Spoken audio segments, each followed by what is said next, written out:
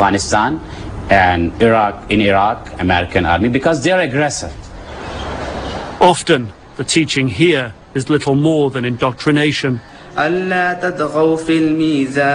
took this student, Jabba Ismail, 4 years to memorize the Quran. It was especially difficult because he doesn't understand a word of Arabic.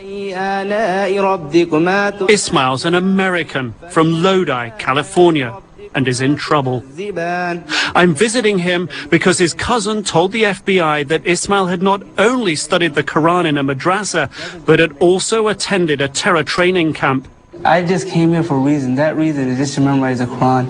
And I'm done with that reason. Now I want to go back. But for now, that is impossible. Ismail is on a US government no-fly list. I don't think they believe me, you know. Why not? Because they said I have to do a lie detector test, and I was thinking, like, you know, I was born in the United States. Why do I have to take a lie detector test to enter my own country? Ismail's cousin was convicted in a US court for attending a terror training camp in Pakistan. Ismail denies he followed his cousin's lead. Yeah, you know, my cousin Hamid had, I guess he made up some lies because, you know, the FBI agents kept on interviewing me. I guess he got frustrated with them, so he just made up some lies, you know. He's talking about Hamid here. Hassan Abbas believes the case against Ismail's cousin is proof that madrasas and terrorism are linked, and testified about literature found in Ismail's cousin's house. Those were all about one issue. That was religious extremism, militancy, terrorist activity. But I have to say to the... After 7/7, then British Prime Minister Tony Blair saw a similar link. Bomber Shahzad Tanweer had gone from a madrasa to terror training. Blair called on President Musharraf to crack down on the madrasas. Far less acrimony. Former Pakistani Interior Minister Atizaz Ashan, who 2 decades ago tried to rein in the madrasas, calls Musharraf's response lame. Entirely half-hearted initiative. It's the, as I said, it takes a step forward and a step back. As part of the crackdown, Musharraf sent troops to Maulana Ghazi's madrasas in the heart of the country's capital. It was just to please them, but he couldn't do it. At the same, please America, please Blair, because at that time, you know, it was after 7/7. But Musharraf's half-hearted crackdown only angered Ghazi's students. They've taken to the streets, closing down video stores, demanding Islamic law.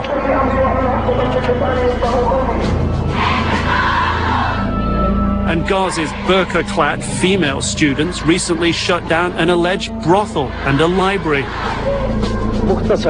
Ghazi accuses Musharraf of failing Pakistan. He's an agent of the United States. He is behaving like an agent. I mean, although he says that Pakistan first, but he doesn't mean it. He is doing all kind of, things against the Pakistanis, just to please America. Although, with the passage of time, I have realized that he is not sincere to even America. Since this interview, Musharraf's army has cracked down hard on Ghazi's madrasa. Fighting in one mosque lasted days. Soldiers and students were killed. Hundreds of arrests were made. Ghazi isn't the only one who believes that Musharraf is playing both sides in the war on terror, with the apparent aim of staying in power. When he goes to the United States, he convinces the Americans there that if I do not remain, the mullahs will take over. And he comes back to Pakistan and he convinces the mullahs that if I do not remain, then the Americans will come and take over. For the time being, madrasas continue to be a source of instability here. But as we'll soon find out, the bigger problem facing the US is the Taliban and how it's helping to turn Pakistan into terror central. Watch as this man threatens our cameraman. He and his friends don't want to be filmed. It's un-Islamic, they say. Off camera, they tell us they are Afghan Taliban fighters. But these streets they brazenly stroll are not in Afghanistan. This is Quetta, a major Pakistani city close to the Afghan border. Normally off limits to journalists, I was given a rare government-escorted tour.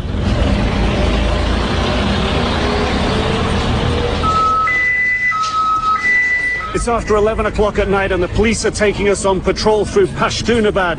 It's an area that people in the city have told us is where the Taliban live.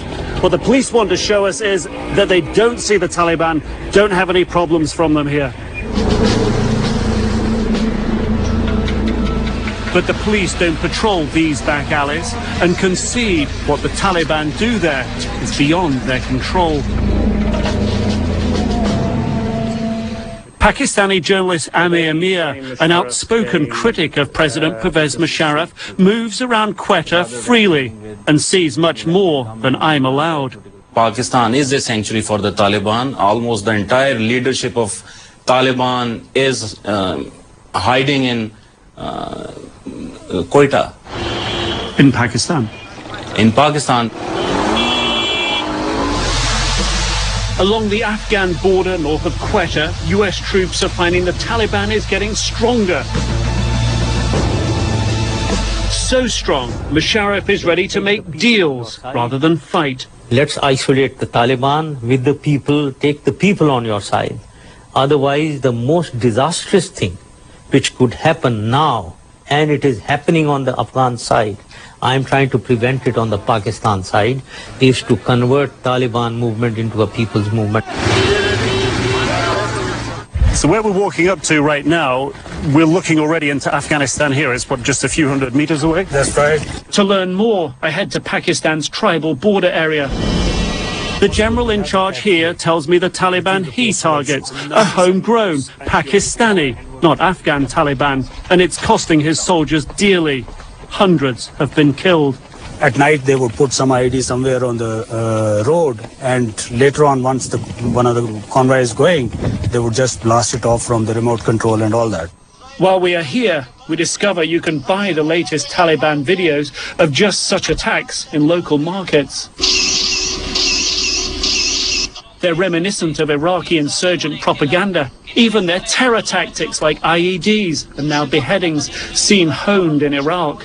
They also started resorting to, which was a new phenomenon in this area, to the suicide killing. I met Musharraf's former top general in the area, who's now governor. He negotiated the deal. We have not struck the deal with the Taliban. It is with all the tribes of North Waziristan Agency, which includes Taliban also, because they're living there, they're the people of that area. Musharraf's compromise deal to save his troops leaves the tribes and the Taliban to police themselves, while the army sticks to bases and border checkposts. Thank you again. Thank you. What I have been able to determine is that the Musharraf deal was made from a position of weakness and has little to do with protecting US troops in Afghanistan. We put a bottom line with when we reached an agreement. There will be no Taliban activity, there will be no Al-Qaeda activity on our side or across the border. And they have signed and they have agreed to this. Remarkably, the man who negotiated the deal told me that the war on terror is now damaging Pakistan's interests. We have been following a certain strategy, and this has been in place since December 2001. Now, we need to review this policy or this strategy. We need to see the gains and the losses and where we are heading. Hey, let's go! Do it! What is it? 3, 2, 1, 5! I traveled to Afghanistan, just 8 miles across the border, where US troops are feeling the impact. Since the new deal was made, cross-border attacks have gone up considerably. If you want to see what the Taliban are attacking, just check out the remnants of this school. The US military had just finished helping fund and get it built. There are 1, 2, 3, 4 and another 4 classrooms here, 8 classrooms in total. The very night it was completed, the Taliban blew it up. Once we heard that actual explosives were placed into it, just kind of took the wind out of all of our sails because we had high hopes for this place. High hopes, because winning the war on terror means showing Afghans that Americans are here to help and to provide security.